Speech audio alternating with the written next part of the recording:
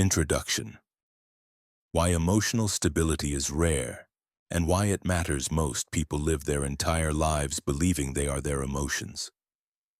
Someone says something that feels like criticism, and they defend themselves immediately. A partner pulls away and they panic. A coworker challenges their idea and they shut down or argue. They wake up anxious without knowing why. They carry tension they can't name.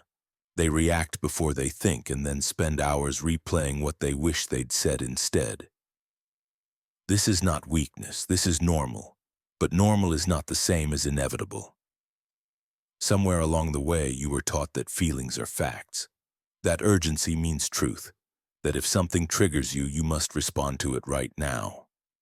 And if you don't respond, the emotion will stay forever, poisoning you from the inside. None of that is true. Emotional stability is not about becoming cold. It's not about suppressing what you feel or pretending you don't care. It's not about being unaffected by people you love or situations that matter. It's about learning to feel everything without being controlled by any of it. It's about staying present when someone else is losing their composure. It's about choosing your response instead of being hijacked by your nervous system. It's about knowing that what you feel right now will pass, and that your worth does not depend on how someone else treats you in this moment. Most people never develop this skill because they were never taught it. They were taught to be nice, to avoid conflict, to keep the peace, to explain themselves when questioned, to prove their intentions when doubted.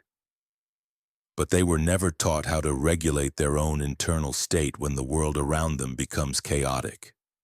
And so they live in a constant state of emotional reactivity, bouncing between calm and crisis, depending entirely on external conditions. This book is the continuation of a journey. If you've read the previous book in this series, you already understand boundaries. You know what it means to detach from toxic patterns. You've started to recognize when you're being pulled into someone else's emotional storm. Now it's time to go deeper. Because boundaries protect you from the outside, but emotional stability protects you from the inside. It's what allows you to stay grounded when your partner is upset and you don't know why. It's what keeps you centered when your boss criticizes your work unfairly. It's what helps you remain calm when your child is having a meltdown or your friend is projecting their pain onto you. Emotional stability is not a personality trait. It's a skill. And like any skill, it can be trained. This book will show you how. You'll learn what's actually happening in your nervous system when you feel triggered. You'll understand why some situations pull you out of balance faster than others. You'll recognize the difference between a genuine threat and an emotional alarm that's firing based on old patterns, not current reality. You'll learn how to pause before reacting, how to stay present without collapsing, how to communicate clearly without over-explaining, how to be compassionate without absorbing someone else's chaos. Most importantly, you'll learn that your emotional state is not dependent on how others behave. That realization alone will change your life. Because once you know that you can remain calm regardless of what's happening around you, you stop giving your power away. You stop waiting for others to change so you can feel better. You stop hoping that the world will become less messy so you can finally relax. You become the source of your own stability. And when you do that, everything changes. Your relationships improve because you're no longer reactive. Your decisions become clearer because you're not making them from a place of panic or urgency. Your presence becomes steady and people feel it. They don't know what's different about you. They just know you're not as easy to shake anymore. This is what emotional stability looks like. Not indifference, not detachment, not coldness. Calm authority, clear presence, internal strength. That's what you're building here, not perfection, not a life without challenges. Just the ability to stay rooted when everything around you is moving. Let's begin. Chapter 1. Reactivity. Why most people lose control in relationships. There's a moment that happens before everything falls apart. It's brief, often invisible, but it's there. Someone says something that feels like an attack. Your chest tightens. Your thoughts speed up. You feel heat rising in your body. And before you've even registered what's happening, you're already responding. Maybe you defend yourself. Maybe you shut down. Maybe you say something sharp, something you'll regret later. Maybe you go silent, but inside you're replaying the moment over and over, building a case, preparing your argument. This is reactivity. It's not bad behavior. It's not a character flaw. It's your nervous system doing exactly what it was designed to do, protecting you from perceived danger. The problem is, most of the time, there is no danger. There's discomfort. There's uncertainty. There's someone else's mood, their tone, their withdrawal. But none of that is actually a threat to your survival. Your body doesn't know that. To your nervous system, criticism feels like rejection. Rejection feels like abandonment. Abandonment feels like death. So it responds the same way it would if you were facing something life-threatening. It floods your system with stress hormones. It narrows your focus. It pushes you into fight, flight, or freeze. And in that state, you lose access to the part of your brain that thinks clearly, that remembers your values, that can see the bigger picture. You're not thinking anymore. You're reacting. And that's when damage happens. Not because you're a bad person, but because reactivity doesn't care about the truth. It doesn't care about your relationship. It doesn't care about what you actually want.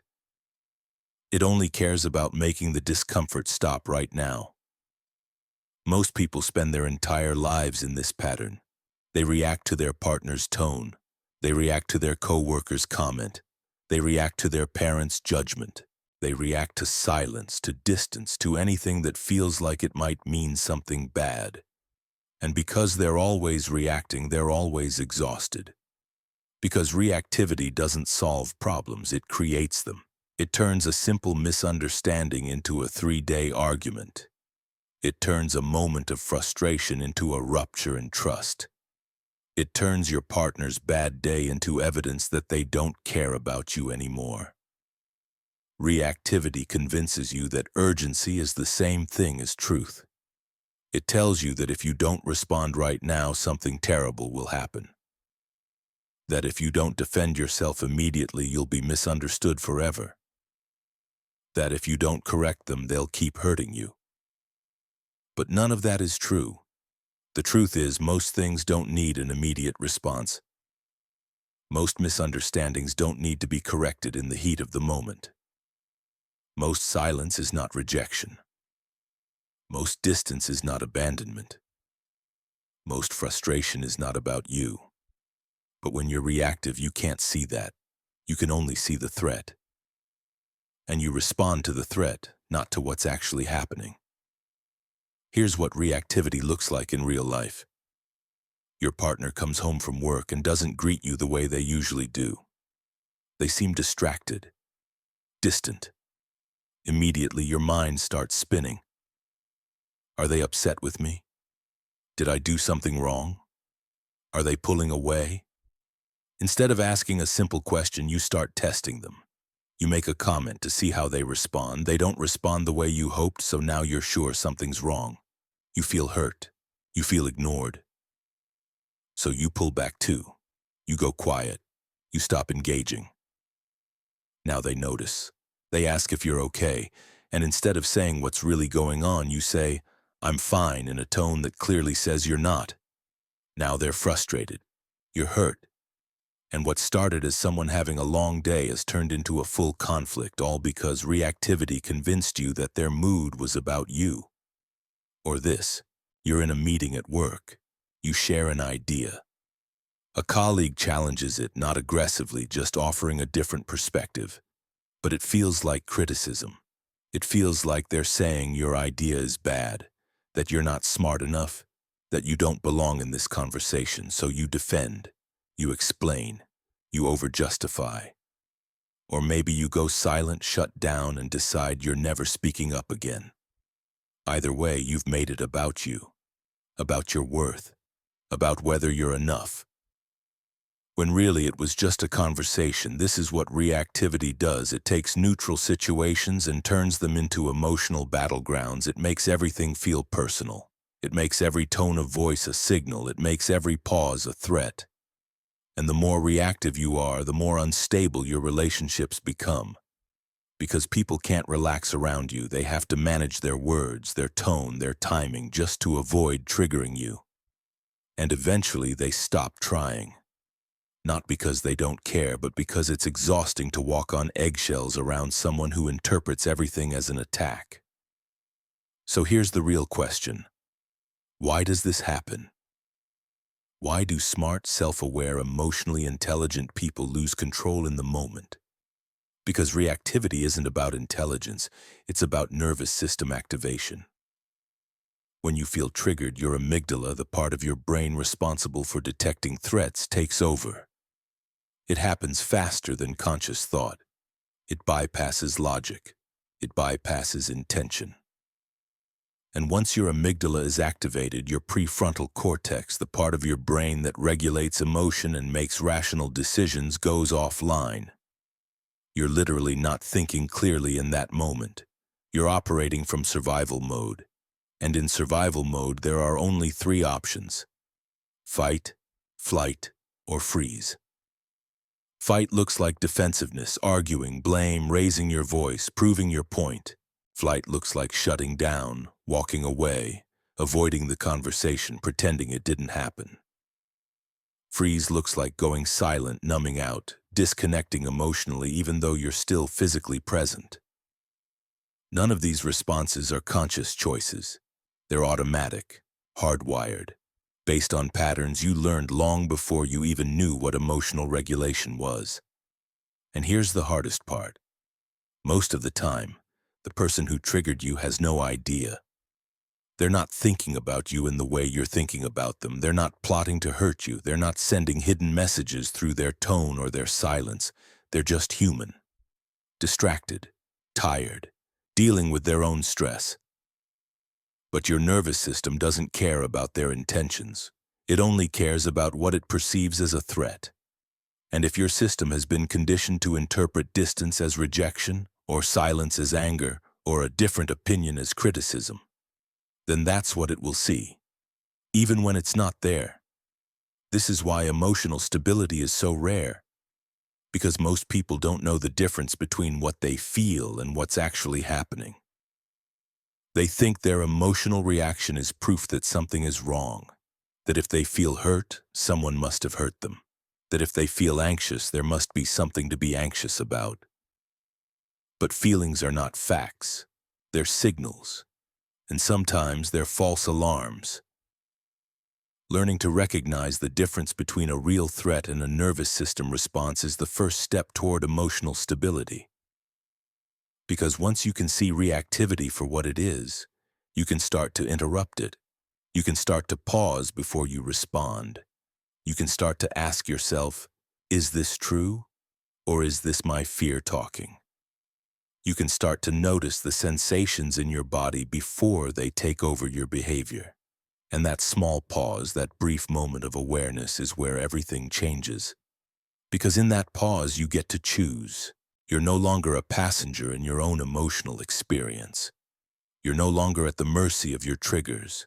You're awake, you're present, and you're in control. Not in a rigid, forceful way, but in a grounded, steady way. And that changes everything. Chapter 2. Regulation versus Suppression. Why grounded calm is not emotional avoidance. Many people confuse emotional regulation with suppressing feelings. They think that not reacting means ignoring your emotions or pretending everything is fine. But this is a fundamental misunderstanding. Emotional regulation is not about denying what you feel. It's about the ability to feel the emotion, acknowledge it, and then choose your response based on logic, strategy, and long-term thinking instead of primitive impulses. Suppression works differently. When you suppress emotions, you try to make them disappear. You push them down, ignore them, pretend they don't exist. This creates internal tension because emotions don't go away. They just hide deeper. Suppressed emotions eventually burst out, often at the worst possible moment and in more destructive forms. The difference between control and avoidance regulation means you create space between stimulus and response.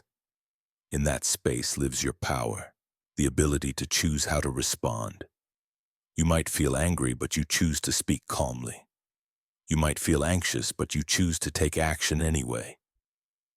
You might feel disappointed, but you choose to focus on solutions rather than dwelling on problems. Suppression doesn't create space. It creates a wall. You're not processing the emotion, you're just blocking it. And that wall requires constant energy to maintain. People who suppress their emotions often appear calm on the outside, but internally they're exhausted because they're constantly fighting what's trying to break through. What healthy regulation looks like. Healthy emotional regulation begins with acknowledgement. When you feel anger, you say to yourself, "I notice I'm feeling angry right now." You don't deny it. You don't tell yourself you shouldn't feel that way. You simply observe the emotion without judgment. Then you create a pause. You don't act immediately on the emotion. You breathe. You give your prefrontal cortex, the rational part of your brain, time to come back online. You ask yourself, what's really happening here? What do I actually need in this situation? Finally, you choose your response consciously. Not based on how you feel in the moment, but based on who you want to be and what outcome you want to create. This might mean expressing your feelings calmly. It might mean walking away. It might mean having a difficult conversation later when you're clearer. The key is that you're choosing, not reacting. Why suppression fails? Suppression fails because emotions are energy. When you push them down, that energy doesn't disappear, it stays trapped in your body. It shows up as tension in your shoulders, tightness in your chest, or a knot in your stomach. Over time, suppressed emotions create chronic stress, which damages your health, clouds your judgment, and makes you more reactive, not less. Suppression also fails because it prevents learning. When you don't allow yourself to feel and process emotions, you never understand what triggered them. You never identify the patterns. You never develop the skills to handle similar situations differently in the future. You just keep pushing things down until one day you can't anymore. The power of grounded presence. True emotional mastery is about grounded presence, the ability to stay centered while fully experiencing your emotions. This is not emotional numbness. This is not detachment. This is being fully alive to what you feel while maintaining clarity about who you are and what you value. When you're grounded, you can feel intense anger without becoming violent. You can feel deep sadness without falling into despair. You can feel fear without being paralyzed. You hold the emotion without being held by it. You experience it without being consumed by it.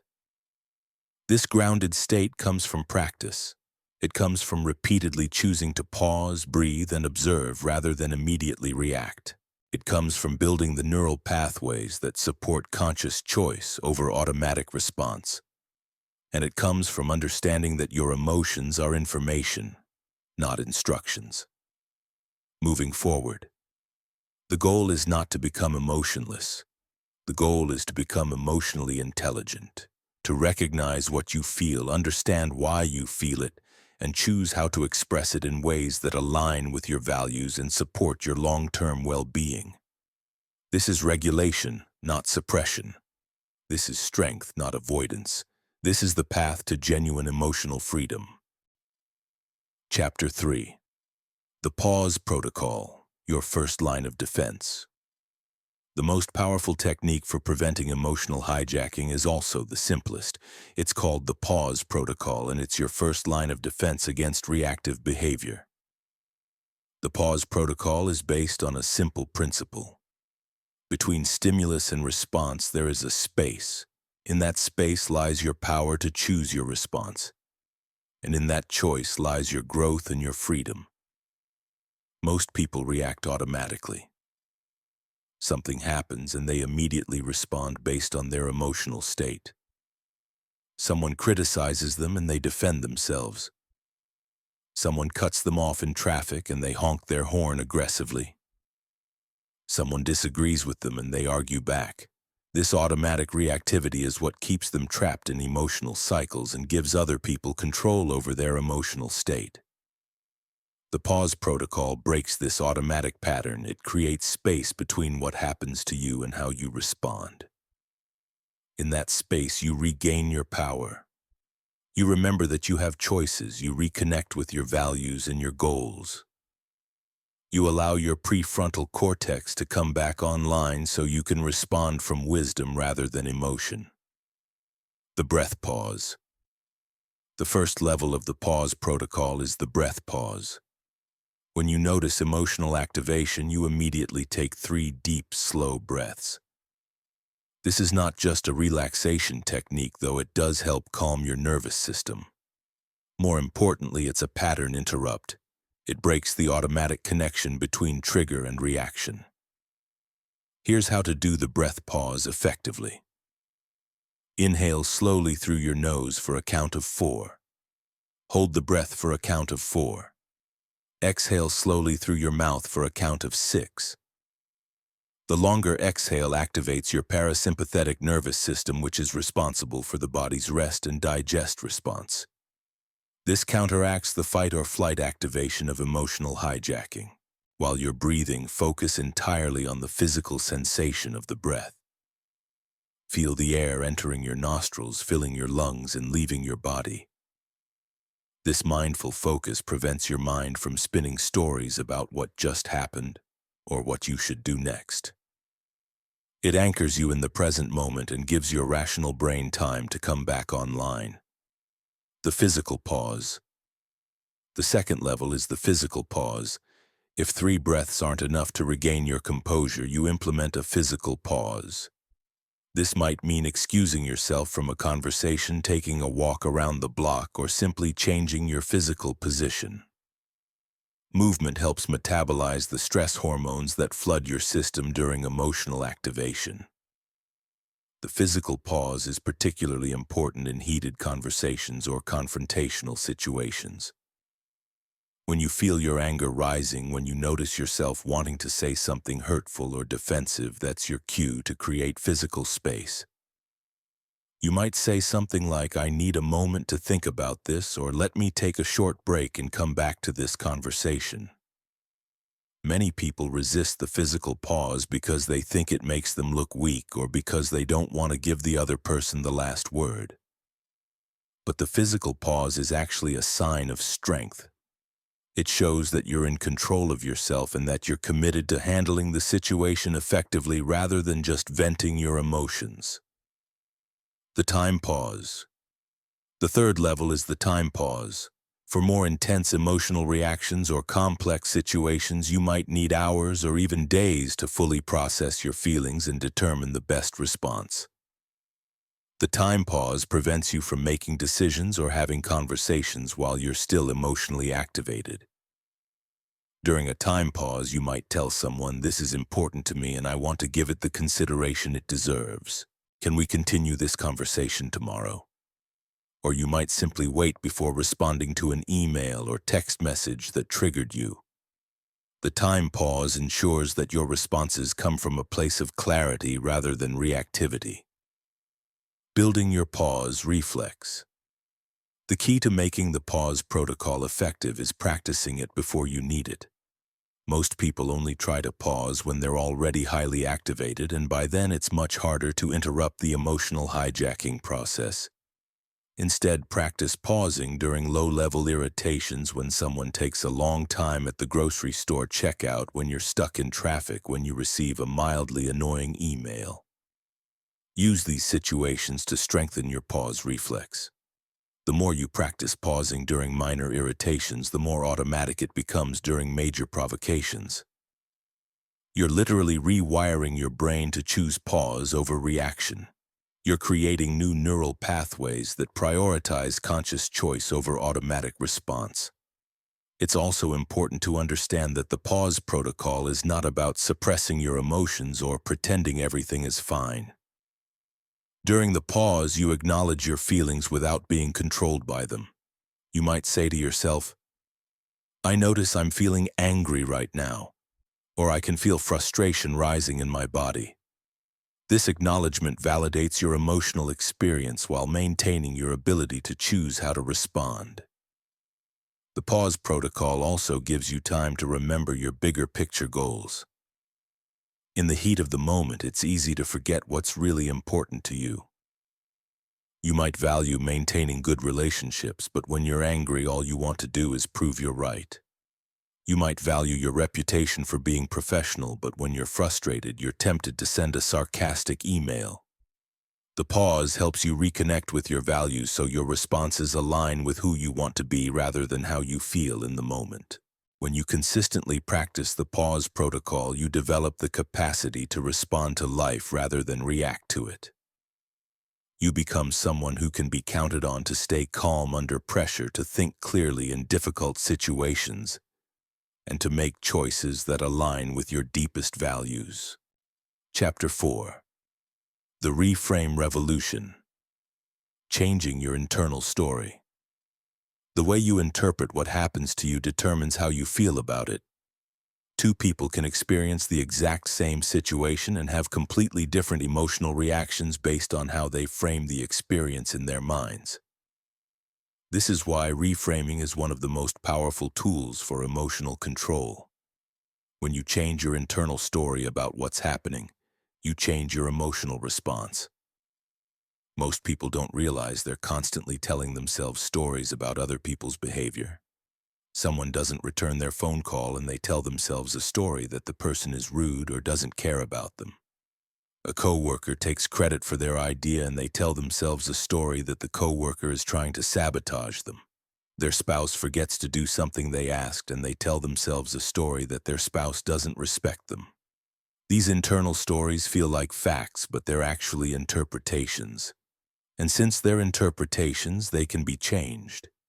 When you learn to consciously reframe situations in more empowering ways, you gain tremendous control over your emotional state. Recognizing your story. The first step in reframing is recognizing that you're telling yourself a story. Most people don't distinguish between what actually happened and their interpretation of what happened. They think their story is reality. But what actually happened is just the facts. Someone didn't return your phone call. A coworker presented your idea as their own. Your spouse forgot to do something. Everything else, the meaning you attach to these events, the motives you assign to other people, the implications you draw about their character or their feelings about you, that's your story.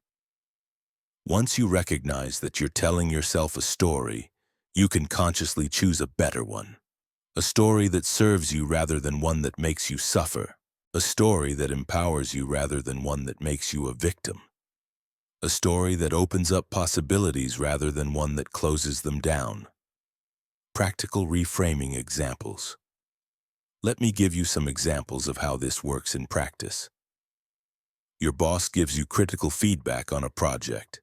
Your immediate story might be, "She's trying to make me look bad," or "She doesn't appreciate my work," or "She's impossible to please."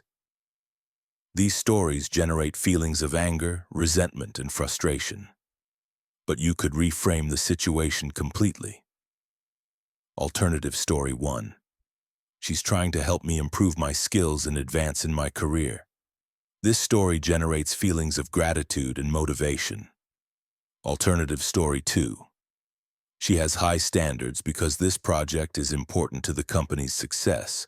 This story generates feelings of respect and determination. Alternative story 3. "She's under a lot of pressure from her superiors and is passing along feedback she received." This story generates feelings of empathy and understanding. Notice that all of these alternative stories could be true. You have no way of knowing your boss's real motives or the full context of her feedback. So why not choose the story that makes you feel better and motivates you to respond more effectively? Here's another example. You're driving and someone cuts you off without signaling. Your immediate story might be, that person is a selfish jerk who doesn't care about anyone else's safety. This story generates anger and stress. But you could reframe it. Alternative story 1. That person is probably dealing with an emergency and is focused on getting somewhere important quickly. Alternative story 2. That person made a mistake and probably doesn't even realize they cut me off. Alternative story 3. That person is having a difficult day and is not thinking clearly. These reframes don't excuse dangerous driving, but they prevent you from carrying anger and stress that doesn't serve you. They help you respond from a place of understanding rather than rage.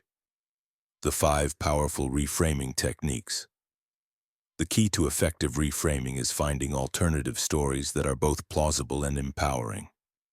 They don't have to be the most likely explanation, but they have to be possible, and they have to move you toward a more resourceful emotional state. There are several powerful reframing techniques you can use in different situations. The first is the ignorance reframe. Instead of assuming that people who behave badly are malicious or selfish, assume they're ignorant. They don't know better.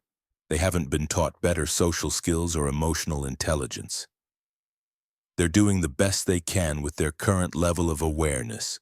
This reframe generates compassion instead of anger. The second is the pain reframe.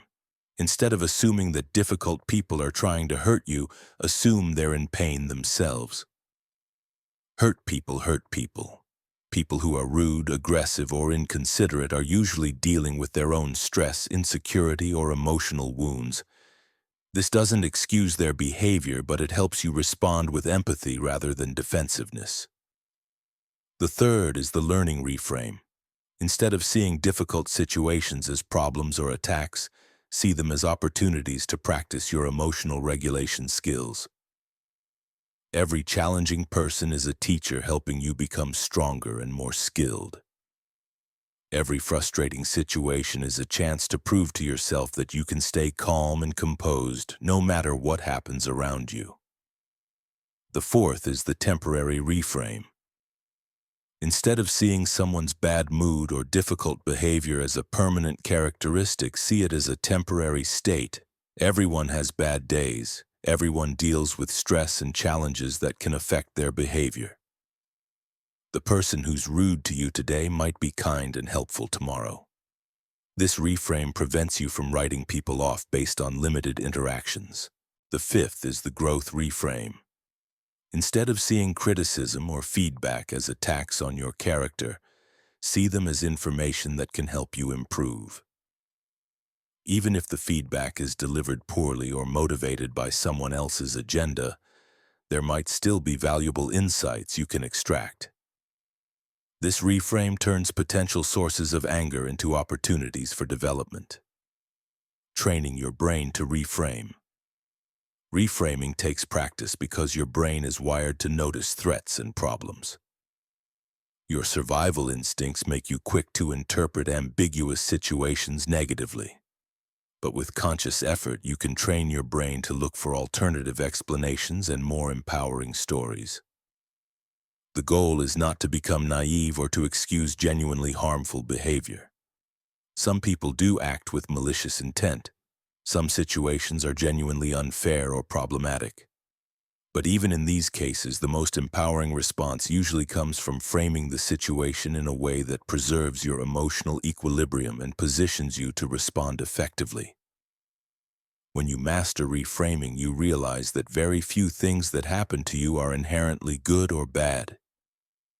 They're mostly neutral events that become positive or negative based on how you choose to interpret them. This realization is incredibly liberating because it means you're never at the mercy of circumstances. You always have the power to choose a story that serves you. The practice of reframing doesn't change what happens to you, but it completely transforms how you experience what happens to you. It turns you from a victim of circumstances into someone who can find meaning, opportunity, and growth in every situation. This shift in perspective is one of the most powerful tools available for maintaining emotional control and living with greater peace and positivity. Chapter 5. The Detachment System. Emotional Independence. The ultimate goal of emotional control is not just to manage your reactions in the moment, but to develop a deep sense of emotional independence. This means that your emotional state is determined by your own choices and values, not by other people's behavior or external circumstances. It means that while you can still be affected by what happens around you, you're not controlled by it. Most people are emotionally dependent. Their mood depends on how others treat them. Their self-esteem depends on external validation. Their stress levels depend on whether things go according to their plans. This emotional dependence makes them vulnerable to every person they encounter and every situation they face. It gives other people enormous power over their inner experience. Emotional independence is different. It's the ability to maintain your emotional equilibrium regardless of what's happening around you. It's not indifference or disconnection from others. It's not becoming cold or uncaring. It's developing an inner stability that allows you to care deeply while also being unshakable. The foundation of emotional independence. The foundation of emotional independence is understanding the difference between what's in your control and what's not. You cannot control other people's behavior, but you can control your response to it. You cannot control external circumstances, but you can control your attitude toward them. You cannot control what happens to you, but you can control what you do about it. This understanding leads to what I call the detachment system. Detachment doesn't mean you don't care about outcomes or relationships. It means you don't attach your emotional well-being to things you cannot control. You care about your work, but you don't attach your self-worth to whether your boss appreciates you. You care about your relationships, but you don't attach your happiness to whether others always treat you well. The first principle of the detachment system is emotional self-sufficiency. This means that you meet your own emotional needs, rather than depending on others to meet them for you. If you need validation, you validate yourself. If you need security, you create it through your own actions and mindset. If you need love, you start by loving yourself unconditionally. Most people seek these emotional needs from external sources, which makes them vulnerable to disappointment and manipulation. They need their boss to appreciate them to feel valuable. They need their friends to include them to feel worthy. They need their romantic partner to constantly reassure them to feel secure. This dependence creates anxiety and resentment because other people cannot and will not always provide what you need when you need it. When you become emotionally self-sufficient, you can enjoy validation, appreciation, and love from others without needing them to maintain your emotional stability. This makes your relationships healthier and more enjoyable because you're not constantly seeking something from other people. You're able to give and receive from a place of abundance rather than neediness. Outcome independence. The second principle is outcome independence. This means that while you work toward your goals and preferences, you don't attach your emotional state to whether you achieve them. You prefer that people treat you with respect, but you don't need them to in order to maintain your self-respect. You want your projects to succeed, but you don't need them to in order to feel successful. Outcome independence doesn't mean you don't care about results or that you don't work hard to achieve your goals. It means that your emotional well-being doesn't rise and fall with external outcomes. You maintain your inner stability regardless of what happens because you know that your value as a person is not determined by external circumstances. This principle is particularly powerful in dealing with difficult people because it removes their ability to manipulate or control you through their behavior. If someone is rude to you and you need their approval to feel good about yourself, their rudeness has power over you. But if you're outcome independent, their behavior becomes irrelevant to your emotional state. They can be as rude as they want, and it doesn't affect your inner peace. The third principle is identity independence. This means that your sense of who you are is not dependent on external roles, achievements, or other people's opinions. You know who you are at your core, and that identity remains stable regardless of changing circumstances. Many people derive their identity from their job, their relationships, their possessions, or their achievements. When these external things change or are threatened, their sense of self becomes unstable. They take criticism personally because they see it as an attack on their identity. They get defensive when challenged because they feel their worth is being questioned. When you develop identity independence, you see yourself as separate from these external roles and achievements. You might be a manager, but that's what you do, not who you are.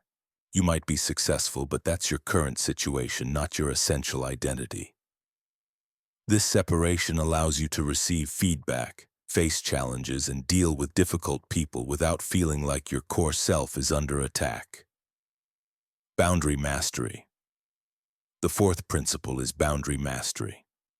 Emotional independence requires clear boundaries between yourself and others. You need to know where you end and they begin. You need to distinguish between their emotions and your emotions, their problems and your problems, their responsibilities and your responsibilities. Many people struggle with emotional boundaries. They take on other people's emotions as if they were their own. They feel guilty when others are unhappy, even when they're not responsible for that unhappiness. They feel obligated to fix other people's problems or manage their emotional states. This lack of boundaries creates constant stress and makes it impossible to maintain emotional independence. Healthy boundaries allow you to care about others without taking responsibility for their emotional well-being. You can empathize with someone's pain without absorbing it. You can support someone through difficulties without feeling obligated to solve their problems.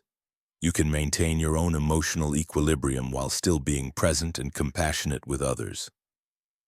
The fifth principle is present moment awareness. Emotional independence is easier to maintain when you're focused on the present rather than ruminating about the past or worrying about the future. Most emotional reactivity comes from mental time travel. You replay past hurts and imagine future threats. You carry grudges from yesterday and anxieties about tomorrow. When you anchor yourself in the present moment, you're dealing only with what's actually happening right now, not with all the stories and projections your mind creates. This makes situations much more manageable and reduces emotional reactivity. You respond to what is rather than what you think might be or what you remember was. Developing emotional independence. Developing emotional independence through the detachment system takes time and practice. It requires fundamentally changing how you relate to your emotions, your relationships, and your circumstances. But the freedom it provides is extraordinary. When you're emotionally independent, you become unshakable. Other people's behavior might disappoint you, but it doesn't devastate you. External circumstances might challenge you, but they don't control you. You maintain your inner peace regardless of the chaos around you. This doesn't mean you become isolated or indifferent. In fact, emotional independence allows for deeper, more authentic connections with others because you're engaging from a place of choice rather than need. You're present with people because you want to be, not because you need something from them. You're giving because it fulfills you, not because you're hoping to get something in return. The path to emotional independence is not about building walls around your heart or shutting yourself off from the world. It's about building such a strong foundation within yourself that external storms can't knock you over. It's about becoming your own source of stability, validation, and peace, so that everything else in life becomes an addition to your well-being, rather than the foundation of it. Chapter 6. The 4 personality types that trigger everyone. Not all difficult people are created equal. There are specific personality types that consistently trigger emotional reactions in others, and each type requires a different approach to maintain your emotional equilibrium. Once you understand these 4 archetypes and learn the specific strategies for dealing with each one, you'll never be caught off guard again. The first archetype is the aggressive dominator. These are people who use intimidation, loud voices, interruptions, and hostile body language to control situations and people around them. They might be your demanding boss who yells when things don't go their way, the road rage driver who honks aggressively and makes threatening gestures, or the family member who dominates every conversation and shoots down other people's ideas. Aggressive dominators trigger fight or flight responses in most people. When someone raises their voice or becomes hostile, your amygdala immediately interprets this as a threat and floods your system with stress hormones. Your natural instinct is either to fight back with equal aggression or to retreat and submit. Both responses give the dominator exactly what they want, either a conflict they can escalate or submission they can exploit. Dealing with aggressive dominators. The key to dealing with aggressive dominators is to refuse to play their game. Don't match their energy level or try to out-dominate them. Instead, remain calm and speak in a lower, slower tone than normal. This has a neurological effect called emotional contagion in reverse. Instead of catching their aggressive energy, you're projecting calm energy that can actually lower their arousal level. Maintain steady eye contact without staring aggressively. Keep your body language open but grounded. Don't cross your arms defensively, but don't make yourself small either. Use what I call the broken record technique. Pick one simple, reasonable statement and repeat it calmly no matter how much they escalate. For example, I understand you're upset and I want to find a solution that works for both of us. Repeat this with slight variations as many times as necessary. This consistency is disarming because aggressive dominators are expecting you to either fight back or crumble. When you do neither, it disrupts their pattern and often causes them to calm down. The passive-aggressive manipulator. The second archetype is the passive-aggressive manipulator. These people express their anger and frustration indirectly through sarcasm, silent treatment, deliberate inefficiency, or subtle sabotage. They might be the co-worker who agrees to help you but then forgets repeatedly. The romantic partner who says they're fine but then punishes you with coldness. Or the friend who makes cutting jokes at your expense and then says they were just kidding. Passive-aggressive manipulators are particularly frustrating because their behavior is ambiguous. You know something is wrong, but when you address it directly, they deny there's a problem. This makes you question your own perceptions and often leads to explosive anger when you finally reach your breaking point. The strategy for dealing with passive-aggressive manipulators is radical transparency and boundary setting. Call out the behavior directly and calmly. I notice that every time we discuss this topic, you say you're fine, but then you seem distant. I'd prefer if you could tell me directly what's bothering you. Don't let them gaslight you into thinking you're imagining things. Set clear consequences for passive-aggressive behavior and follow through consistently.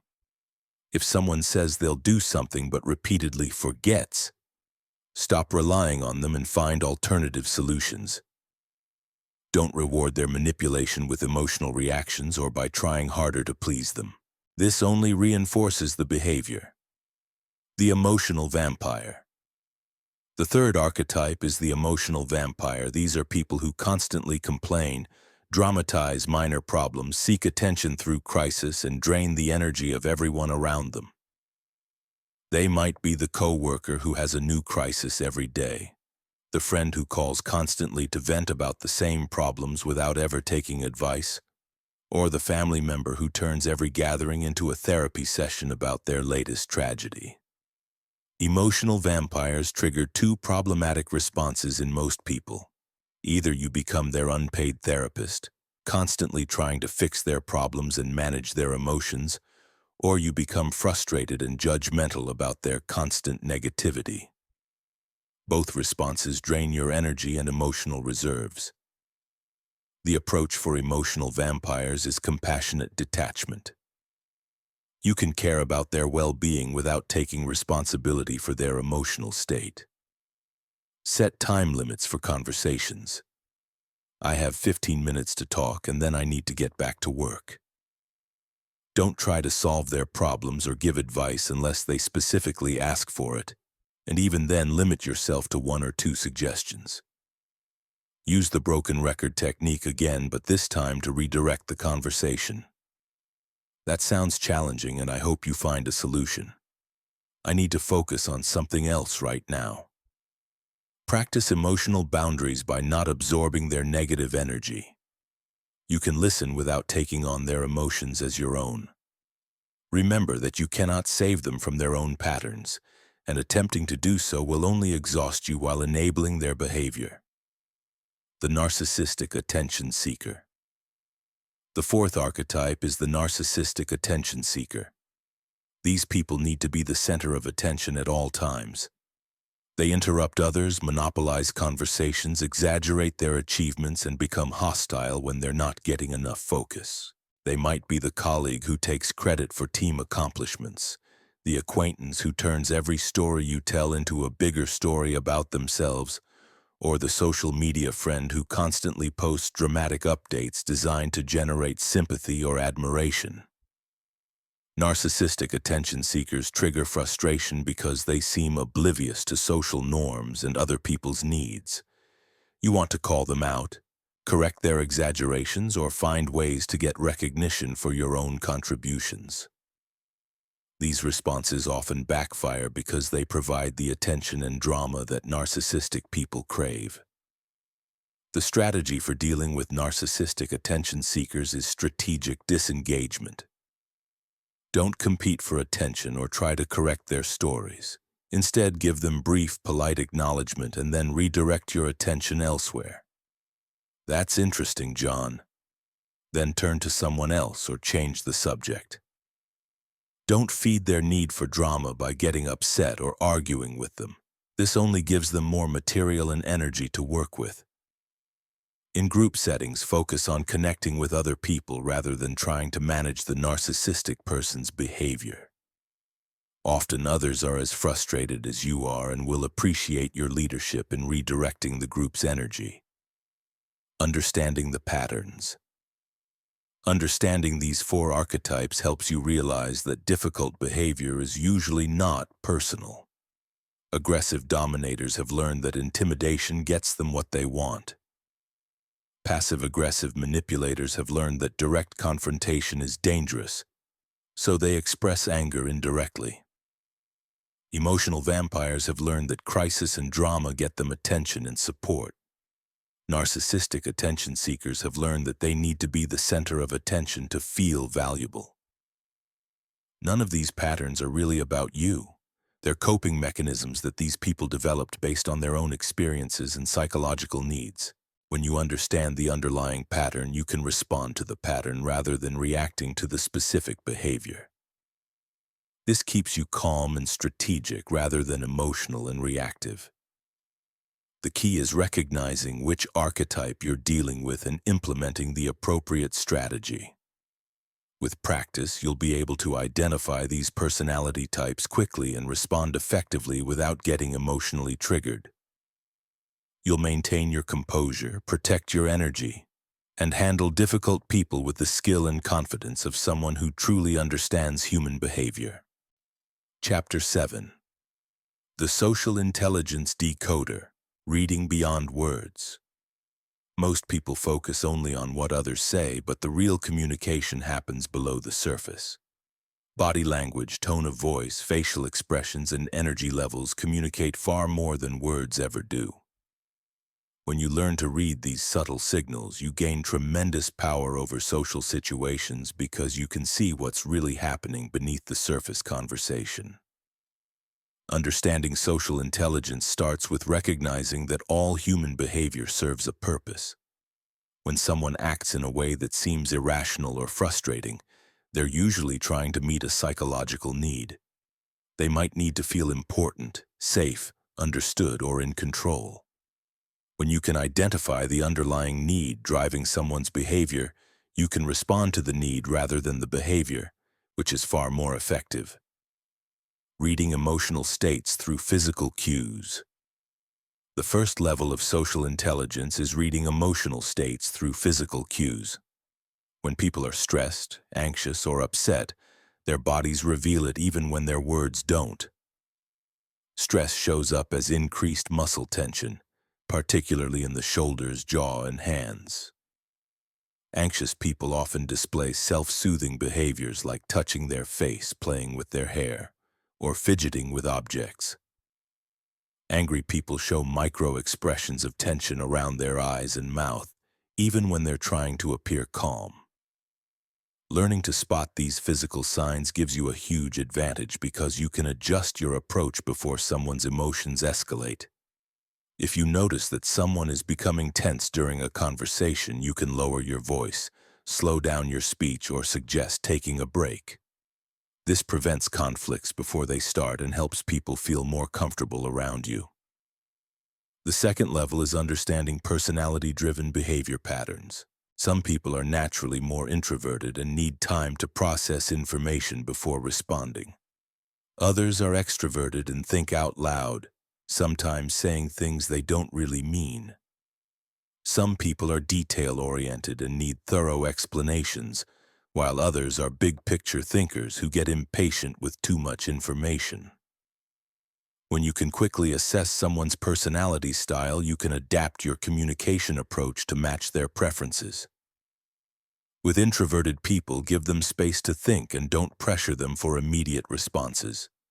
With extroverted people, be prepared for rapid-fire conversation and don't take their quick reactions personally. With detail-oriented people, provide thorough explanations and be prepared to answer specific questions. With big-picture people, lead with the main point and only provide details if they ask. Understanding power dynamics. The third level is recognizing power dynamics and social hierarchies.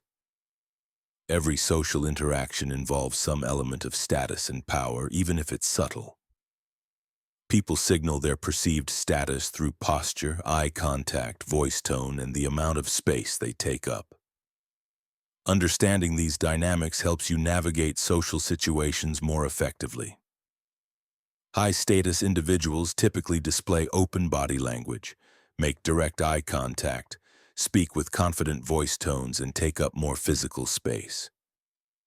They interrupt others more frequently and expect to be listened to when they speak. Lower-status individuals often display more closed body language, avoid direct eye contact, speak with less confident tones, and make themselves smaller physically. This doesn't mean that high-status behavior is better or that you should always try to appear high status. It means you should be aware of these dynamics so you can respond appropriately. If you're dealing with someone who needs to feel high status, you can give them that without compromising your own position. If you're dealing with someone who feels low status, you can help them feel more comfortable and confident. The fourth level is detecting deception and incongruence. When people's words don't match their true feelings, their bodies usually reveal the discrepancy.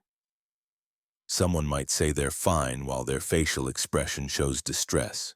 They might claim to agree with you while their body language shows resistance. Learning to spot these incongruences helps you understand what people really think and feel, not just what they're willing to say. Common signs of incongruence include mismatched facial expressions where someone's mouth says one thing but their eyes say another, voice-body mismatches where someone's words are positive but their tone or posture is negative, and timing inconsistencies where someone's emotional reactions are delayed or seem forced. When you notice incongruence, don't immediately call it out directly. Instead, create space for the person to express their real feelings. Ask open-ended questions like, "How are you really feeling about this?" Or, "Is there something else you'd like to discuss?" Often people are not fully aware of their own emotional state or feel unsafe expressing their true feelings initially. Cultural and contextual communication. The fifth level is understanding cultural and contextual communication styles. Different cultures, generations, and professional environments have different norms for emotional expression, directness, and social interaction. What seems rude or aggressive in one context might be perfectly normal in another. What seems friendly and appropriate in one setting might be too informal in another.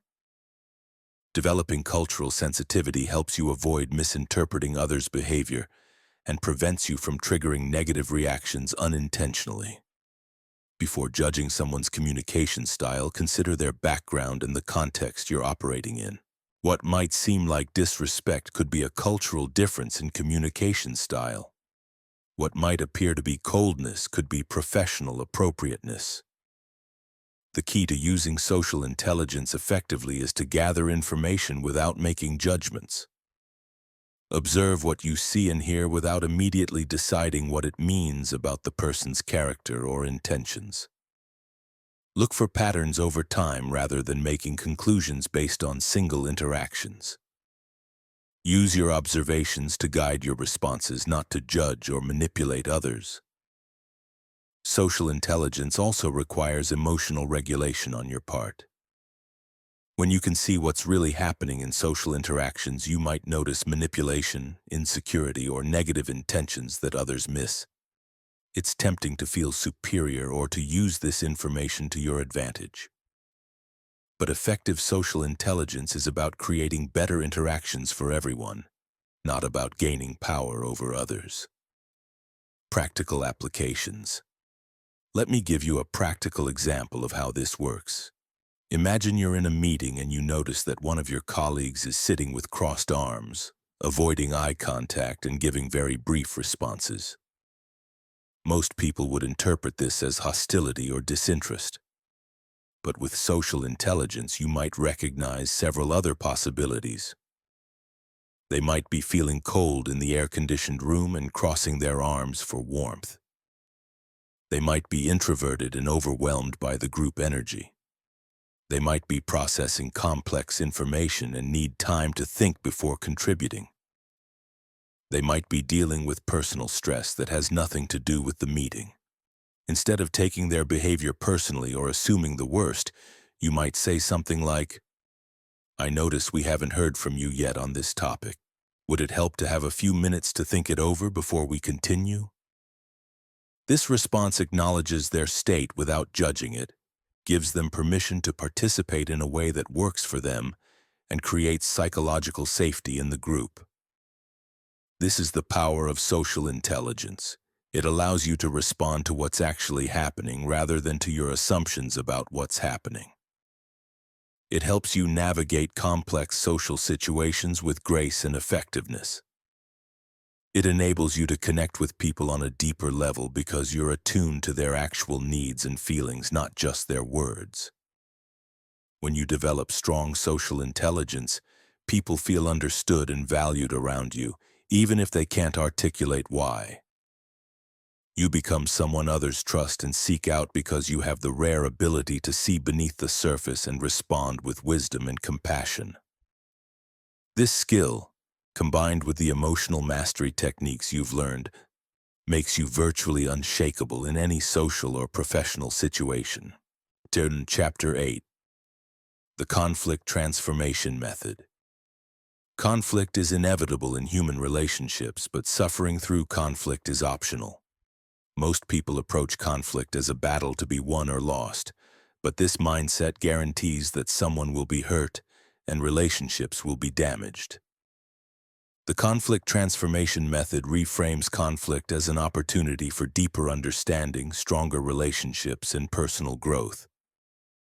Traditional conflict resolution focuses on finding compromises and solutions, which can be valuable. But conflict transformation goes deeper. It recognizes that most conflicts are not really about the surface issue people are arguing about. They're about underlying needs, values, fears, and past experiences that create emotional charge around specific situations. For example, two coworkers might argue about project deadlines, but the real conflict might be about respect, autonomy, or fear of failure. A romantic couple might fight about household chores, but the underlying issue might be about feeling valued or supported. A parent and teenager might battle over curfew, but the deeper conflict might be about independence and safety. Shifting from positions to interests. The first principle of conflict transformation is shifting from positions to interests. Positions are what people say they want. I need you to be home by 10 p.m. I deserve a promotion this year. You need to clean up after yourself.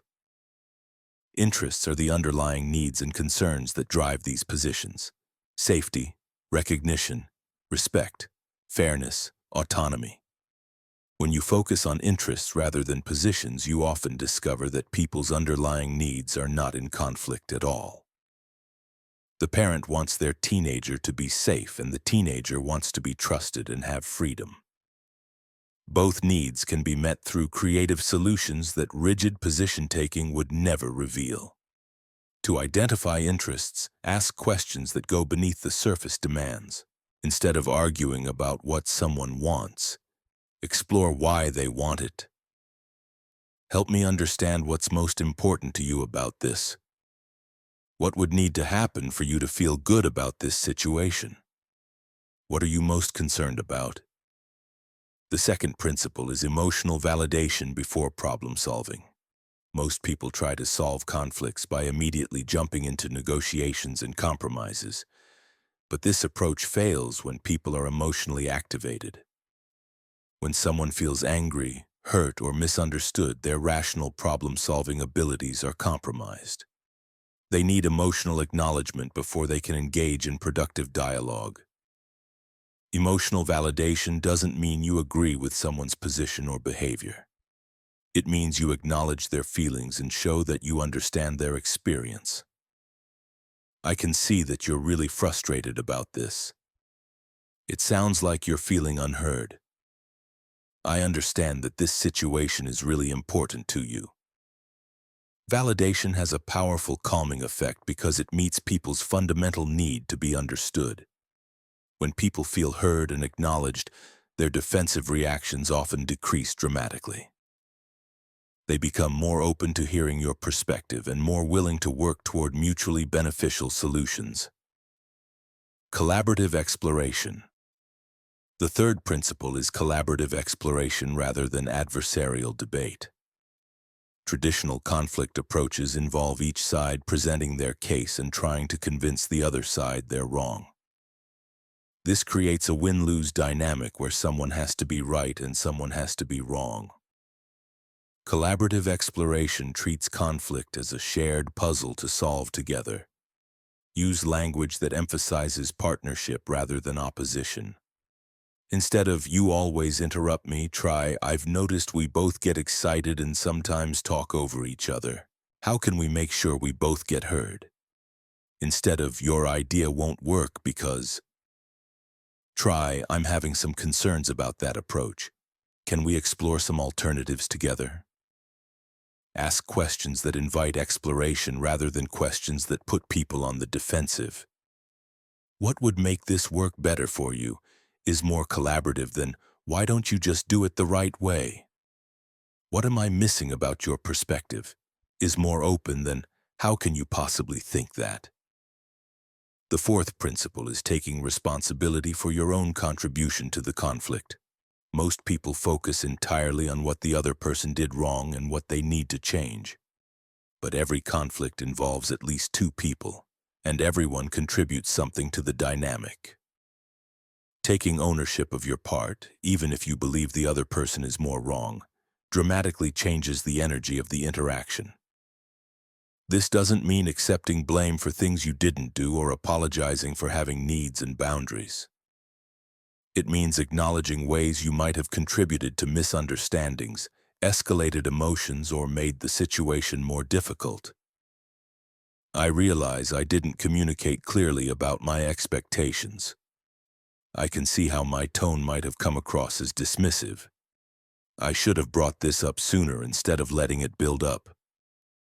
When you take responsibility first, you often inspire the other person to do the same. You model the kind of mature, relationship-focused approach that leads to genuine resolution rather than temporary truces. Future-focused solutions. The fifth principle is focusing on future solutions rather than past grievances. Many conflicts get stuck because people spend all their time relitigating what happened, who was right, and who was wrong. While it's important to understand what went wrong, the goal should be preventing similar problems in the future rather than proving who was more justified in their reactions. Shift the conversation toward future-focused questions. How can we handle this differently next time? What would need to change for both of us to feel good about this? What agreements can we make going forward? This approach is more productive because it empowers both people to create change rather than just assigning blame. It also creates a sense of partnership and shared responsibility for improving the relationship or situation. The conflict transformation method requires you to regulate your own emotions throughout the process. When someone is criticizing you or expressing anger, your natural instinct is to defend yourself or counterattack. But transformation requires you to stay curious about their experience while also maintaining your own center. This is where all the previous techniques become crucial. Use the pause protocol to stay calm. Apply reframing to look for the underlying needs beneath aggressive or hurtful words. Practice detachment to avoid taking things personally while still caring about the relationship and the outcome. Remember that conflict transformation is not about avoiding conflict or keeping the peace at any cost. Healthy conflicts can strengthen relationships by addressing real issues and clearing up misunderstandings. The goal is not to eliminate conflict, but to engage in it skillfully, with respect for both people's needs and commitment to the relationship's long-term health. Real-world application. Let me share a real example of how this works. I once coached a married couple, Tom and Lisa, who were constantly fighting about money. Tom thought Lisa spent too much on unnecessary things. Lisa thought Tom was controlling and stingy. Every conversation about finances ended in a fight. When we explored their underlying interests, we discovered something interesting. Tom wasn't actually concerned about the amount of money being spent. He was anxious about financial security because he had grown up in poverty. Lisa wasn't spending to be frivolous. She was trying to create a comfortable home because she associated comfort with being loved and cared for. Once they understood each other's underlying needs, Tom's need for security and Lisa's need to feel cared for, they could have a completely different conversation. They created a budget that included both savings for security and discretionary spending for comfort. More importantly, they learned to talk about money without attacking each other's character or values. This is the power of conflict transformation. It doesn't eliminate disagreements, but it transforms them from destructive battles into opportunities for deeper understanding and stronger connection. When you master this skill, you become someone who can navigate difficult conversations with grace, wisdom, and effectiveness. Chapter 9. The Energy Management System. Your emotional state is not just determined by what happens to you, but by your overall energy levels, stress management, and lifestyle choices. When you're physically depleted, emotionally drained, or mentally exhausted, you have much less capacity for emotional regulation. The energy management system ensures that you maintain the internal resources necessary to stay calm and composed, even in challenging situations. Most people think of emotional control as a purely mental skill, but it's actually a whole-body phenomenon. Your brain uses enormous amounts of energy for emotional regulation. When your energy reserves are low, your prefrontal cortex, the part of your brain responsible for rational thinking and impulse control, goes offline first. This is why you're more likely to snap at people when you're tired, hungry, or stressed. Physical energy optimization. The first component of energy management is physical energy optimization.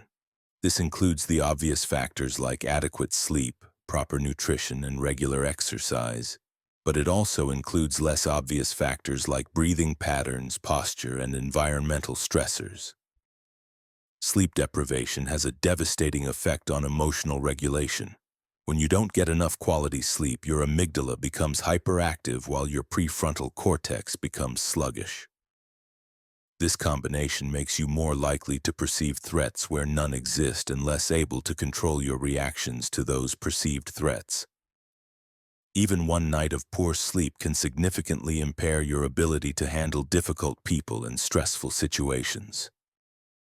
Create a sleep environment that supports quality rest.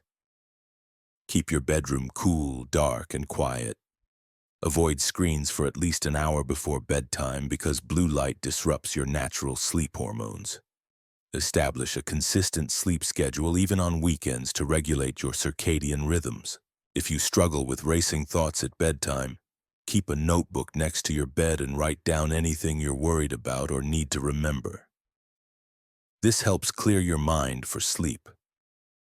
Blood sugar stability is equally important for emotional regulation. When your blood sugar drops, your body releases stress hormones to try to bring it back up. These stress hormones make you more irritable, anxious, and reactive. Eating regular, balanced meals with protein, healthy fats, and complex carbohydrates helps maintain stable energy levels throughout the day. Avoid the common trap of using caffeine and sugar to manage energy crashes. While these can provide temporary boosts, they often lead to larger crashes later, creating a cycle of energy instability that makes emotional regulation much more difficult. Emotional energy conservation. The second component is emotional energy conservation. Just as your body has limited physical energy, your mind has limited emotional energy. Every time you have to regulate a strong emotion, make a difficult decision, or resist an impulse, you use some of your emotional energy reserves. When these reserves are depleted, you become more reactive and less able to maintain your composure. One of the biggest drains on emotional energy is carrying unresolved emotional baggage from past interactions. If you had a frustrating conversation with a coworker in the morning and you spend the rest of the day replaying it in your mind and imagining what you should have said, you're continuously draining your emotional energy. By the time you get home, you have little left for your family or personal activities. Learn to process and release emotional experiences rather than carrying them with you throughout the day. After any interaction that triggers strong emotions, take a few minutes to consciously process what happened.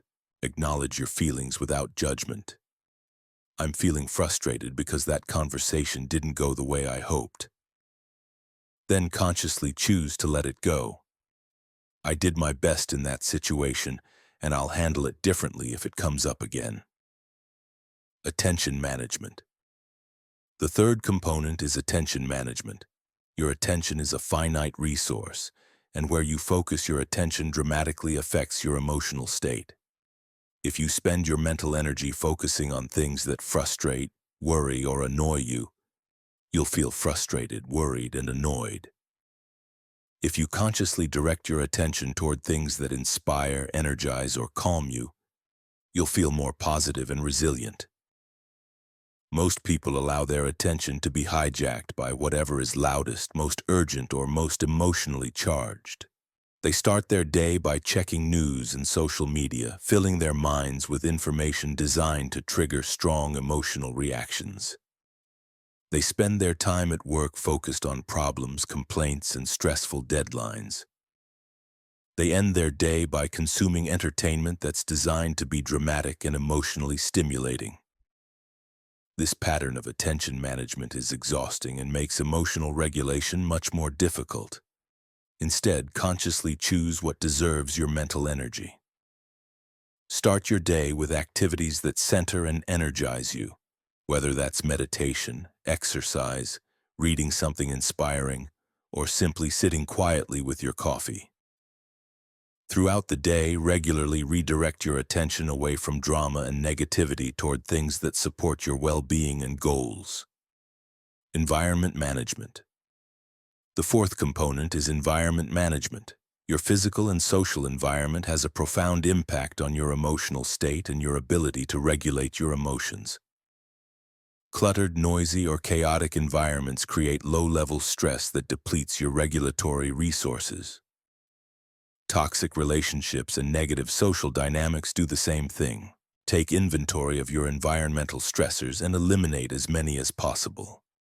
This might mean organizing your living and working spaces, reducing noise pollution, or limiting time with people who consistently drain your energy. Create environments that support calmness and focus rather than stress and reactivity. Your social environment is particularly important. The people you spend time with have a massive impact on your emotional state. If you're constantly surrounded by negative, dramatic, or emotionally reactive people, you'll find it much harder to maintain your own emotional equilibrium. Conversely, spending time with calm, positive, emotionally mature people naturally elevates your own emotional state. This doesn't mean you should abandon friends or family who are going through difficult times.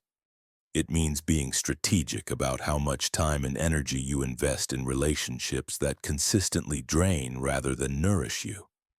It also means actively seeking out and cultivating relationships with people who model the emotional skills you want to develop. Recovery and restoration practices.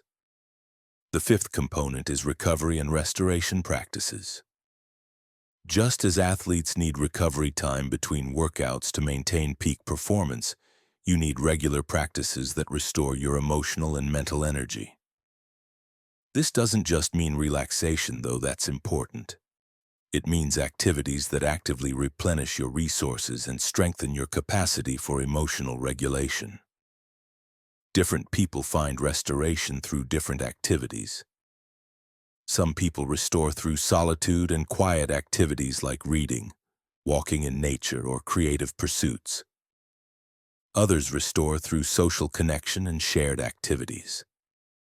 Some need physical movement and exercise, while others need mental stimulation and learning. The key is identifying what truly restores you versus what you think should restore you or what other people find restorative. Pay attention to how different activities affect your energy levels and emotional state. Activities that truly restore you should leave you feeling more energized, centered, and capable, not more depleted or agitated. Regular restoration is not a luxury or something to do when you have extra time. It's a necessity for maintaining your capacity to handle difficult people and challenging situations with grace and composure. Schedule restoration activities into your week the same way you schedule work meetings or social commitments. This might look like a daily 20-minute walk in nature, a weekly yoga class, a monthly massage or spa day, or a quarterly weekend retreat. The specific activities matter less than the consistency of the practice and your commitment to protecting that time. Implementing the system. When you consistently manage your energy levels through these 5 components, physical optimization, emotional conservation, attention management, environment design, and regular restoration, you become much more resilient and much less reactive to external stressors. You'll notice that situations that used to trigger strong emotional reactions barely register. People who used to push your buttons lose their power over your emotional state. Challenges that used to feel overwhelming become manageable. You develop a deep reservoir of inner resources that allows you to remain calm, positive, and effective even when life gets chaotic. The energy management system is not about perfection. You won't always get enough sleep, eat perfectly, or avoid stressful environments. But when you understand these principles and apply them consistently, you create a foundation of emotional fitness that makes emotional mastery not just possible, but natural and sustainable. You become someone who doesn't just survive life's challenges, but thrives in the midst of them. Chapter 10. The Mastery Mindset. Long-term emotional evolution. Developing the ability to never get angry or bothered by anyone is not a destination you reach and then maintain effortlessly forever. It's a continuous process of growth, refinement, and deepening mastery. The people who seem naturally calm and unshakable have developed what I call the mastery mindset, a way of approaching life that treats every challenging interaction as an opportunity for growth rather than a problem to endure. The mastery mindset starts with understanding that emotional mastery is a skill like any other skill. Just as a musician doesn't expect to play complex pieces perfectly without years of practice, you shouldn't expect to maintain perfect emotional composure without consistent practice and refinement. The difference is that with emotional mastery, your practice opportunities come naturally through daily life. Every difficult person you encounter is a chance to strengthen your skills. Most people see challenging interactions as things to avoid or get through as quickly as possible. They try to minimize conflict, avoid difficult people, and create lives that are as emotionally comfortable as possible. While this is understandable, it actually prevents growth and keeps you vulnerable to emotional reactivity when you inevitably encounter situations you can't avoid or control. Reframing challenges as training. The mastery mindset reframes difficult interactions as valuable training opportunities. That coworker who always criticizes your work becomes your patience trainer. The family member who pushes your buttons becomes your detachment practice partner. The stranger who's rude to you in public becomes your compassion exercise. Instead of dreading these interactions or taking them personally, you start to welcome them as chances to prove to yourself that you can stay centered regardless of external circumstances. This shift in perspective is incredibly empowering because it puts you in control of your own development. You're no longer dependent on other people being reasonable, kind, or respectful for you to feel good. You're not waiting for your environment to become less stressful or your relationships to become easier. You're actively using whatever circumstances you encounter to become stronger and more skilled. The first principle of the mastery mindset is progressive challenge seeking. Just as physical training requires gradually increasing resistance to build strength, emotional training requires gradually exposing yourself to more challenging situations to build resilience. This doesn't mean seeking out conflict or putting yourself in dangerous situations. It means consciously choosing to handle progressively more difficult interactions rather than avoiding them. Start with low-stakes situations where the consequences of not being perfect are minimal. Practice staying calm with mildly annoying strangers before trying to maintain composure with your most triggering family members. Use minor irritations like slow service or technical difficulties as training grounds for bigger challenges. As you build confidence and skill, gradually take on more challenging interactions. Volunteer to have difficult conversations at work. Choose to engage with people who have different political or social views rather than avoiding those discussions. Practice maintaining your center in higher pressure situations where more is at stake. Failure reframing. The second principle is failure reframing.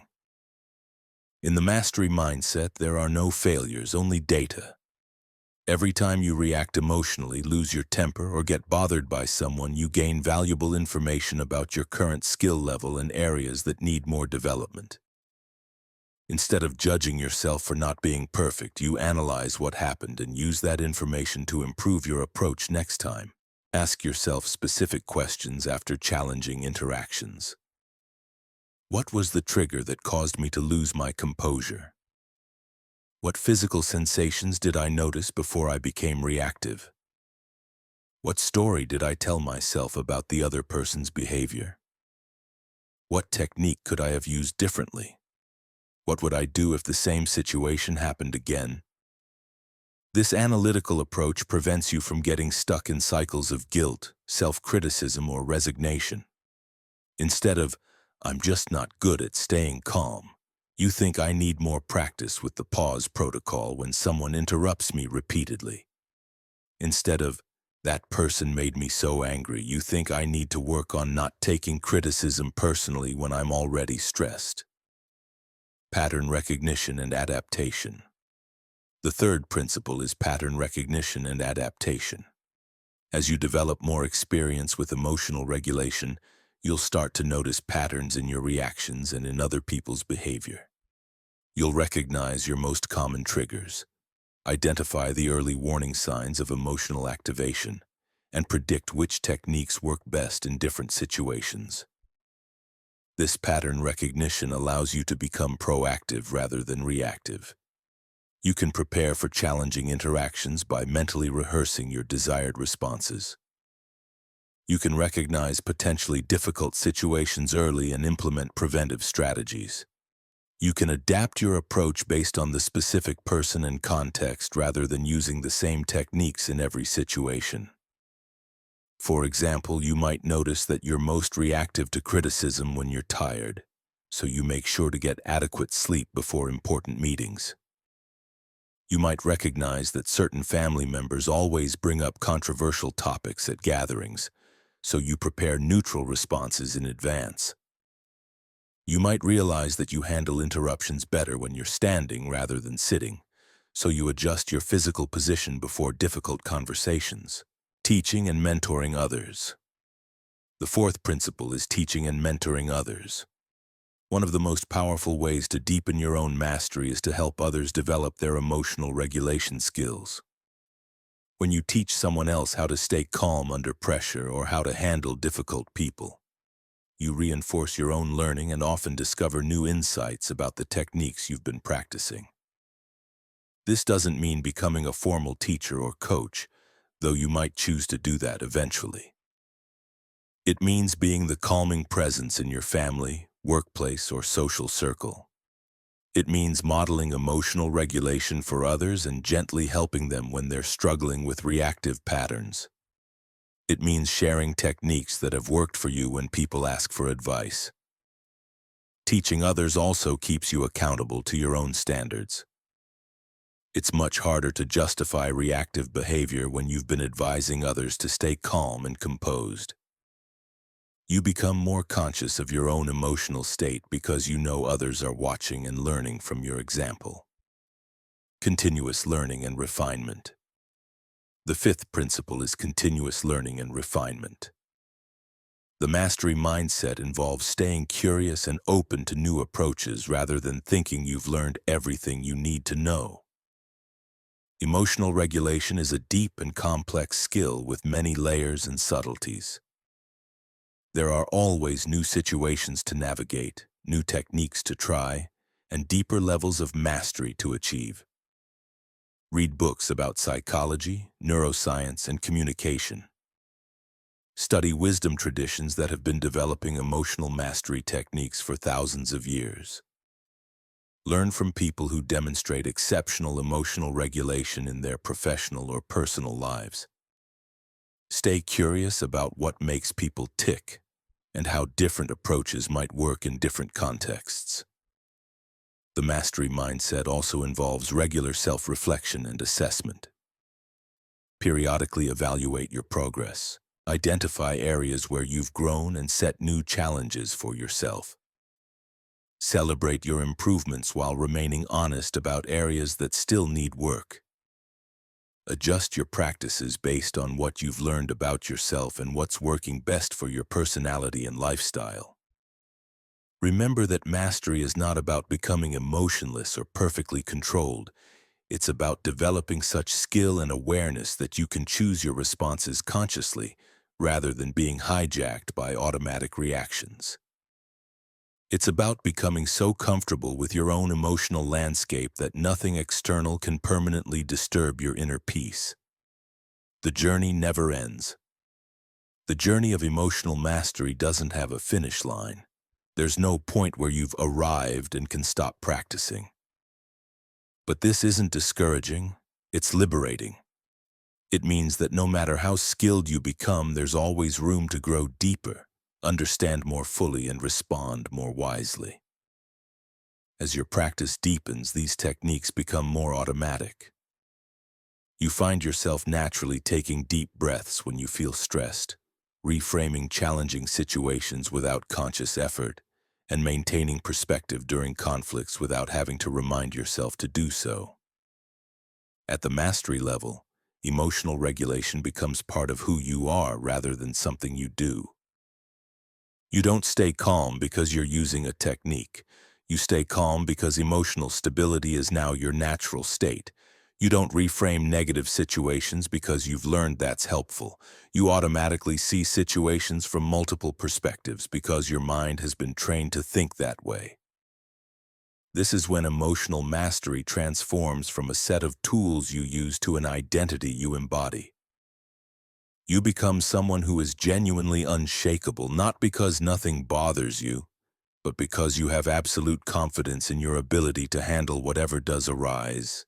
And that confidence, that unshakable center, becomes your greatest gift to yourself and everyone around you. If this audiobook has brought you clarity, strength, or peace, consider supporting the channel so more people can find this message. Please like this audio and subscribe. Your support helps this work reach those who feel overwhelmed, anxious, or unprotected, and gives them a path back to calm, confidence, and emotional freedom. Thank you for listening. Stay grounded. Stay wise. You are the anchor in every storm.